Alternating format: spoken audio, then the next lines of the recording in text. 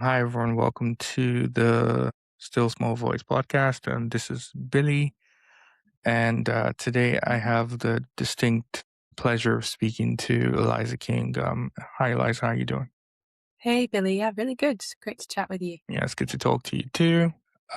This is our second take because we had some connection issues, but I'm still really glad to speak to you today and to talk to you about your new album, A Simple Holy Life. I guess the first thing I wanted to ask is about the creative process for this album because I listened to it and I just noticed that there were some things that were different about it. The first major thing that was different about it was I felt there was more of an acoustic guitar focus Mm. on this one, particularly when you compare it with your first album, The Precedent. And I know that you said that these songs essentially came during a sabbatical you had with your family in the UK.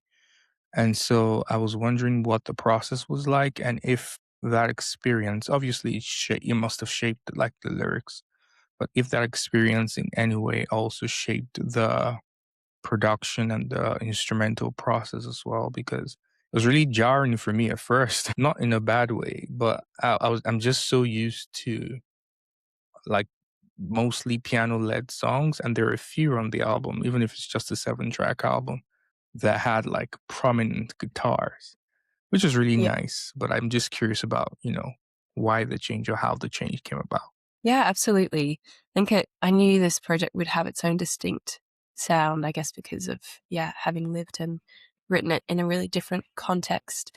But it was mainly down to a really practical reason, being that I didn't have a piano with me everywhere that we were living in the UK. So we didn't base ourselves in one place for more than a few weeks at a time. There was one stint that we did that was a few months. But I ended up buying an acoustic guitar secondhand to take around with us as we traveled throughout the year so that I had a bass instrument to write on and just worship the Lord on. And so, yeah, I tried to really lean into a different kind of songwriting based on that different instrument. But because I'm not proficient in guitar in the same way that I am on piano, it meant that I wasn't really thinking technically about what I was playing. It was more how it felt and how it sounded. There wasn't a lot of theory going through my brain as I was writing. And in some ways that was a barrier because I couldn't do as much, but in other ways it allowed me to just be a bit more experimental and really sparked some different ideas than I think I would have had on piano. Obviously, an acoustic is quite rhythmic and lends itself to, yeah, maybe more playful, upbeat songs in some ways as well. So that was fun to lean into.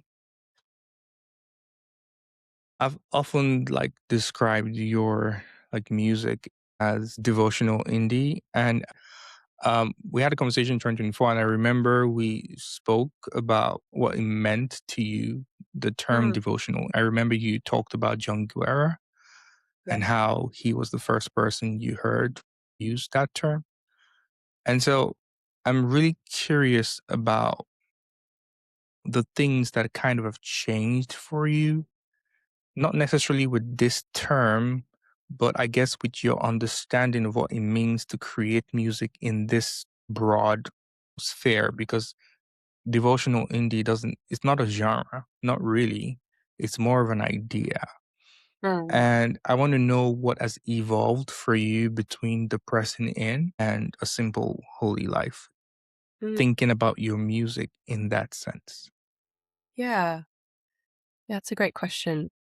I think for every song and perhaps more broadly every project that I come to release, I try to be really thoughtful about how my music might actually be useful to people beyond it just kind of being a nice listening experience. I think I try to imagine in what context they might be listening. And so very much for the pressing in, because the themes were quite meditative and kind of deep and in some ways there was like themes of pain and loss in that album. I could imagine it being for the quiet places of someone's life and times with the Lord. With this project, perhaps even because I wrote it kind of on the road and along the way, I imagined it more being listened to in and around people's everyday coming and going experience of life, and that maybe shaped, yeah, the perhaps slightly more light-hearted sound even of some of these songs. They still go to those quiet places with the Lord as well, but I think it was maybe more broad in the contexts I imagine people listening to it in. And obviously we can connect to the Lord in every moment of our lives, both when we are still and quiet, but also when we are going about the things that He's asked us and called us to do and put in our lives. So, yeah, I think maybe my idea of devotional music, what I've created is more broad in how I imagine people might use it and be encouraged by it. Yeah. Yeah, that's really good. So it's a very collaborative project. Mm. On the on the album art, like I remember seeing Eliza King and Friends, which is really cool to see. And most of the artists that you had there on the album, I kind of already listened to. Yeah. So it was really fun to kind of hear their creative quirks, I guess, merge with Yeah. yours. And yeah, because when I listened to the song with Seether, I'm like, yeah, this sounds very Seether, but also sounds very you, like at Mm. the same time. And the same with Phil Lilly and also Praise. Even with the differences in like sound for each song, I still could find just a theme of trust that kind of Mm. runs through the album, particularly trusting the Lord in the unknown.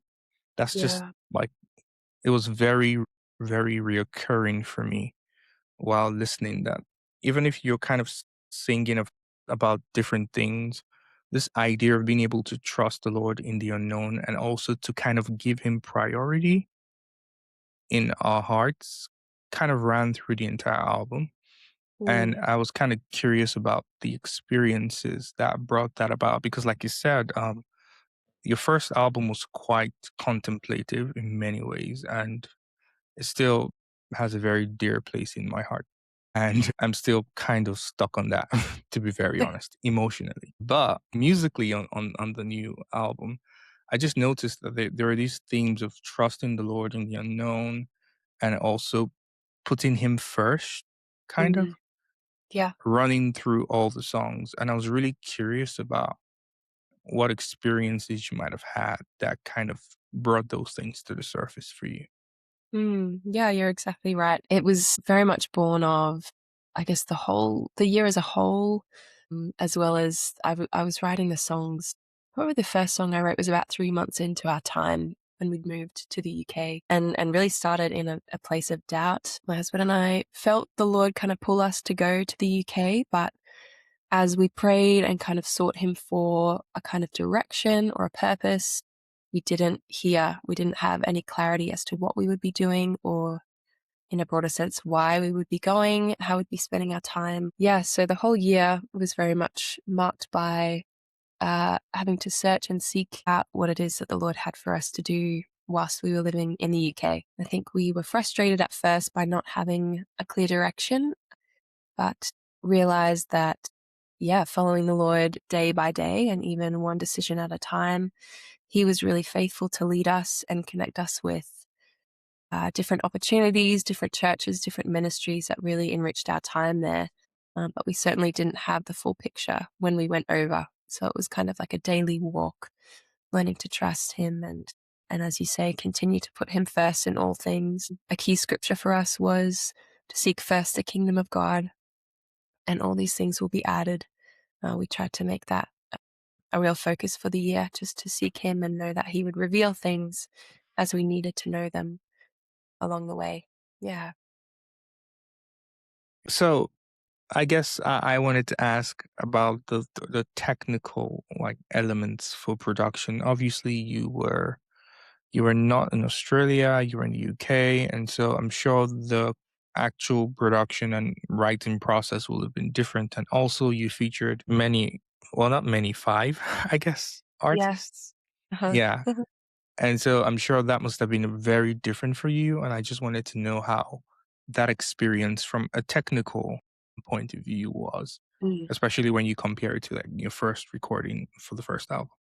Yeah. Yeah, I was really blessed to connect with a producer who lives about an hour north of London called Jacob Neverhill.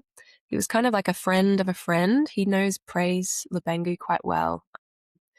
and there was some music I was listening to, and I would kind of dig into who was producing, and a number of times his name kept coming up. So I ended up reaching out, and he, yeah, was really kind to meet me, and he ended up hosting me. He and his wife Damaris hosted me at their home where he has a studio, and so we actually worked out of his home for a couple of months. I would, yeah, spend a few days at a time with them, and we would just nut out a whole heap of the songs, and get different musicians in at different times when we wanted to do the features. And yeah, he was amazing at coordinating it, and we had a limited amount of time because I was heading back to Australia towards the end of the year. But it was very much in person, very collaborative, even in the ideas that we developed for production and instrumentation. And then just the very last stages of the project happened remotely when I was back in the UK. There were a few extra things to record that he did on his end. And yeah, it all came together by the grace of God. It all worked. That's awesome. The I'm usually very, because I'm Nigerian, and although now, like, I'm in the US now, but I spent most of my, I guess, life listening to like all these amazing artists, and particularly in the last 5 years since I started doing this, I pretty much listen to everyone from every scene. But Mm, something that I've come to really experience is, while talking to people, it's become clear to me, and maybe I'm a little, maybe I'm wrong, but it's become clear to me that physical connections are really important in every scene. mm, And because I was kind of digital for the most part, I really didn't understand the gravity of like interconnectivity in like the mm. different corners of the alternative Christian scene or the Christian worship scene. And then now I'm beginning to understand that a bit more. So, like, where I'm going with this is, when we spoke last time, I kind of asked you about like the worship scene slash alternative Christian music scene in Australia. Mm. And you've had time to kind of experience that now in the UK. And I was just curious about like what differences you saw, if any, or what similarities like exist between like the way things are done at home, the way things are done in the UK, the way, I guess, the music is received, or the, I don't know, culturally. Yeah. I'm not sure what direction this question is going, but I Mm. I think I you hear get the idea. you. Yeah. I think one lovely similarity I found was that a lot of songwriters are also very much like involved in their local churches and in the worship scene, like kind of traditional congregational worship, Okay. which both in terms of the musicianship, obviously it's very high, but also like you say, that community aspect and like the value of serving the Lord and serving teams locally without it having to be their, you know, musical preference per se every Sunday that they're playing. There was a really beautiful connectedness of how people knew each other through church circles, that they would then come together and, yeah, be friends and go on writing retreats and collaborate with each other on their own individual projects. That seemed to be something similar in Brisbane. Like a lot of the artists and songwriters that I'm friends with here, we all serve in our local churches and very much are passionate about worship spaces. Yeah, so there's a beautiful culture of people gathering around music in live spaces and sharing their music live. That I think I'd love to see more in Brisbane and here in Australia. There's not as many events or spaces just for like performance of art that, yeah, it's just not as much of a culture in the Christian world, I think. Maybe that's to do with people not wanting to seem performative if it's Christian art. But yeah, there's, I think, a value and perhaps a history in the UK of people using art as a vehicle to reflect the heart of God and connect to people beyond the church setting.